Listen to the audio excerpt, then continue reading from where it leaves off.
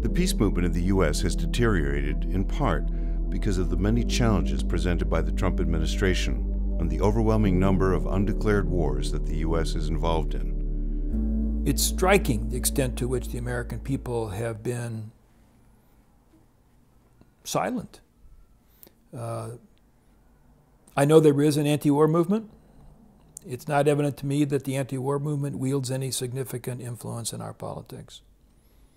There's no evidence, either in the Republican Party or in the Democratic Party, of any serious criticism directed at U.S. national security policies. And I think, in particular, it's disappointing that the Democrats have not really articulated a serious critique of policy. They are the party in opposition, and they should be opposing Trump. They oppose Trump on all kinds of matters relative to health care, for example.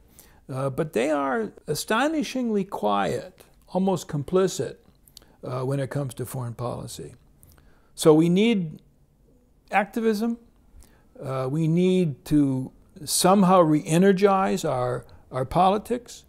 We need to find a champion in mainstream politics who will embrace this cause, and then perhaps we can make some headway. But it's a pretty discouraging outlook right now. One of our top trends for 2018, we put out 10, declaration of war. You mean you're going to keep feeding the military-industrial complex and robbing the future of the scientists, the sweat of the laborers, and the benefits of the children and society to keep your sick scheme going? The people in America have lost their courage. Only an alert and knowledgeable citizenry can compel the proper meshing of the huge industrial and military machinery of defense with our peaceful methods and goals. I think there's a latent kind of public opposition to militarism and war. But on the other hand, it's become almost habitual. And under Obama, unlike Bush, you don't have 180,000 troops in Iraq and 100,000 in Afghanistan.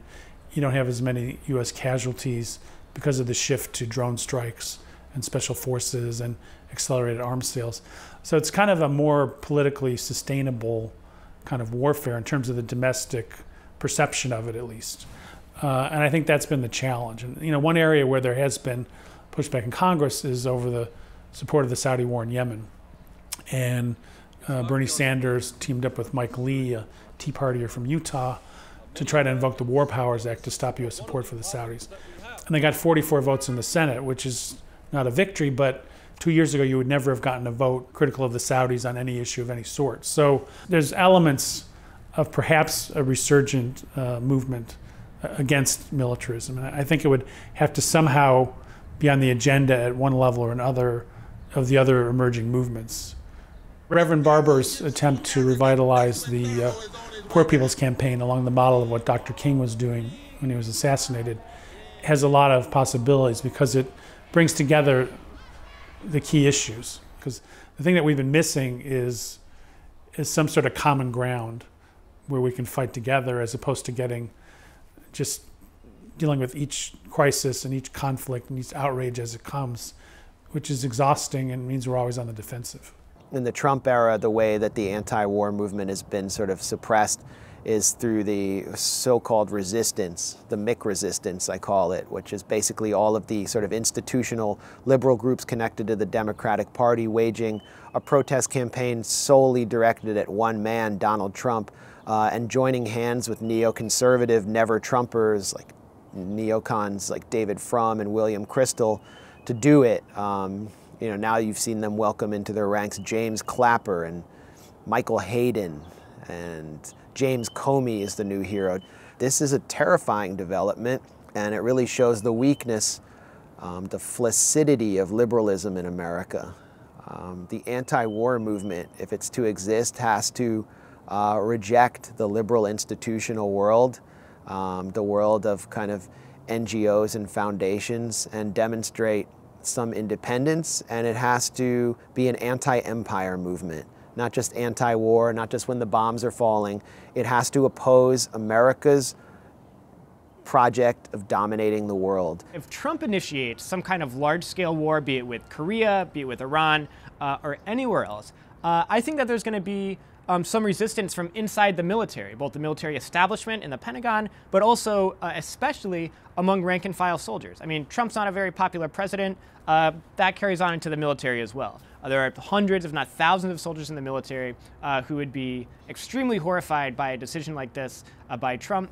I think it's important for people to remember that the Vietnam War was brought to an end because of the resistance of rank-and-file soldiers who were in the military, who were deployed to Vietnam, who were carrying out sabotage against their equipment, refusing to go on missions, distributing anti-war newspapers, organizing anti-war actions while they were in the field, to where the politicians in Washington couldn't rely on their ground forces. Of course, there's a large group of the population, large part of the population, that 35%, that will support the Trump administration no matter what it does.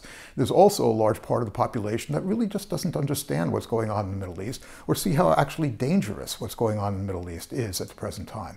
Now, one of the reasons this is going on has been a complete dismantling of the American State Department. That's taken place under Trump. And actions like that really have to be reversed for the United States to reassert its role in world affairs.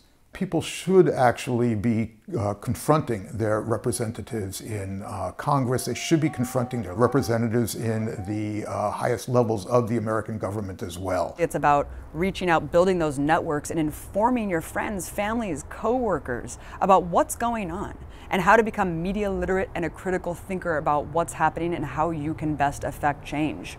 You don't know how much of an exponential impact your actions will have on people, on the world as a whole. Being an internationalist, having solidarity with your brothers and sisters around the world who are victims of US hegemony and victims of these horrific, horrendous wars. Because it's going to get a lot worse. It's already a lot worse over there. It's going to get a lot worse here before I think people wake up. And I don't want that to have to happen. A healthy and prosperous society depends upon a revitalized peace movement to roll back the unbridled militarism and return the nation's resources to serving the needs of the people. We at Code Pink have started a new campaign that I'm very excited about called Divest from the War Machine, looking at all the different ways that we, in our cities, at our universities, in our unions, individually, can take our money out of weapons manufacturers and invest in our communities instead. We're going to be asking our elected officials to take a pledge saying that they will not take money from the weapons industry because it's a conflict of interest, because they have to vote on issues that are important to the pocketbook of these industries. So we also want to go into the engineering departments at universities and ask them to take pledges that they will not use their brilliant minds and what they're learning to be hired by either the military or the companies that make products of killing. So there's a lot of different ways that we can pull ourselves out of the war machine and send a very, very important message, like Pope Francis has said, that these wars continue because they are profitable, and we have to focus on the merchants of death, which is what he calls them, and if we don't, we are complicit by our silence. The answer to stop the wars is very simple. It's occupy peace. Take your pick. Occupy peace or occupy war.